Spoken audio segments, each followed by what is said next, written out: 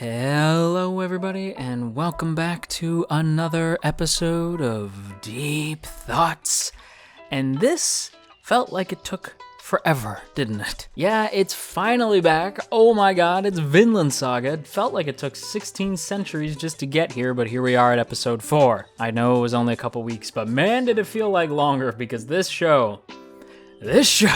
Before we get into it though, I do want to mention that if you would like to get your name featured in the next Vinland Saga video here on the channel, then go ahead and share this video around on the internet, and then tag me on Twitter at JoJo Talks Too Much to let me know that you did, and I will shout you out in the next video. Also, I definitely could not cover the crazy amount of shows that I've been able to cover if it wasn't for the good folks over on Patreon. So big shout out to you guys. If you too would like to join the Patreon, go ahead and check out the first link in the description.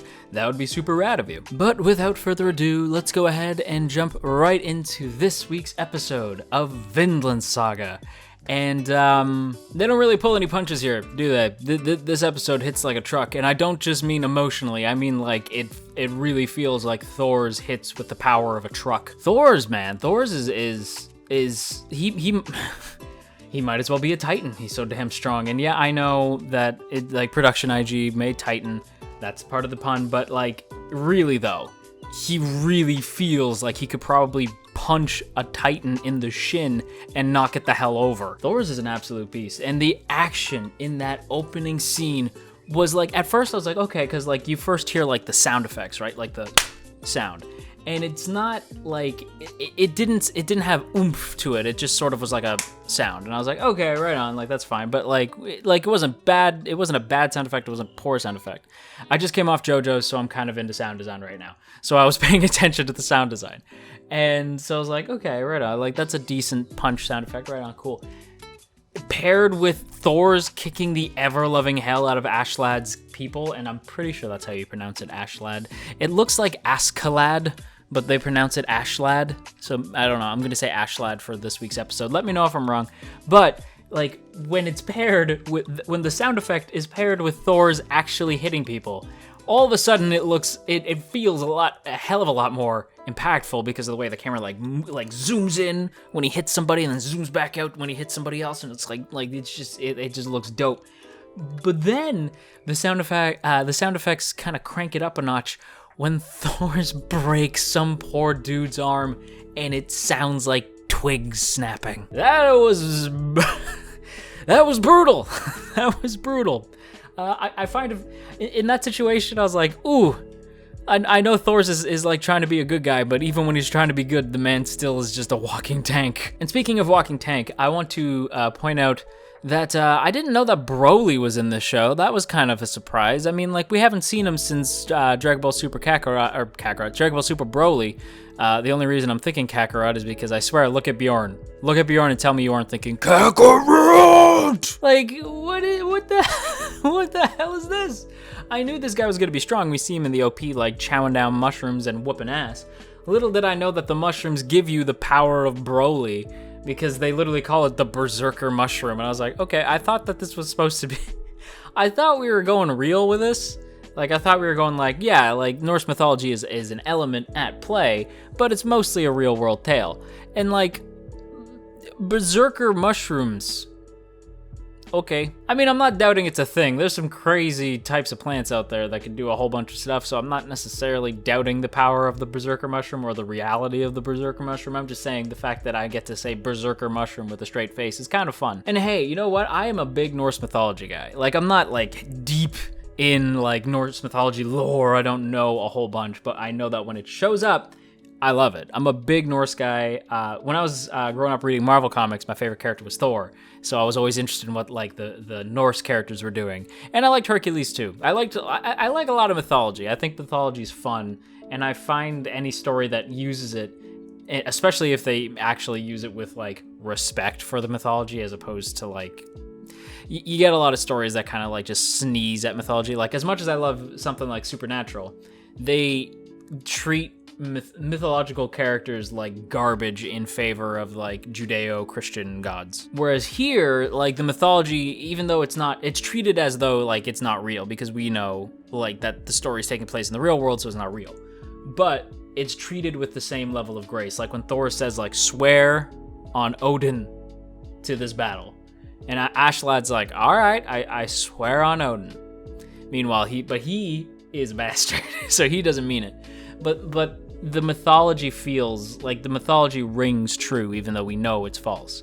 And we know that there's characters like Ashlad who is sort of a bastard and is like willing to like spit in the face of Odin, but like people like Thors genuinely care about the mythology of like they care about the Norse mythology aspect to their lives, I guess. I don't know where I was going with that other than I just really like the use of Norse mythology in this show. I don't know why I had to go on such a strange tangent. I'm leaving that in though, just because. Welcome to the channel. Anyway, I gotta point out too, like it wasn't just the opening fight that was dope, because this whole episode is basically one big fight scene.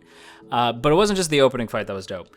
The showdown between Thors and Ashlad is Ashlad, whatever, is dope. It is such a cool fight, and you know what makes it cool? It's not just the animation, although it is god tier, and it's not just the music, although it is also god tier. It's the mind games. Thors is like when it begins, right? Like forget about Thors for a second. When it begins, Ashlad, I was like, okay, I've seen the OP, so I know where we're going. So I know Ashlad's going to win this fight. But how? Because Thors is portrayed to be like a god amongst men. He may as well be Thor himself. So like, how is he going to do this?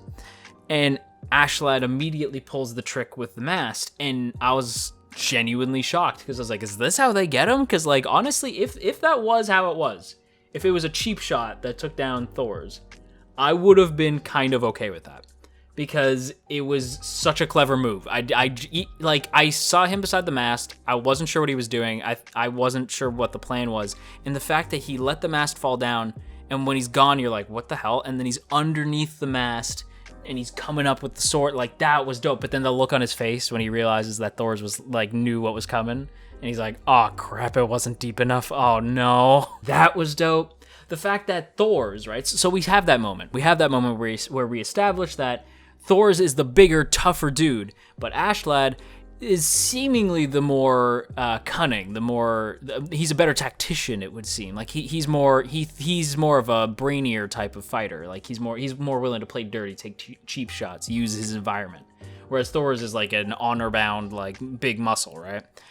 That is true, but it's not quite the case, because Thors also proves himself to be quite the damn smart fighter, actually tricking Ashlad into breaking Thors' sword, making Ashlad think that that if he breaks Thors' sword, he can then kill Thors, because like Thors keeps like trying to break his sword.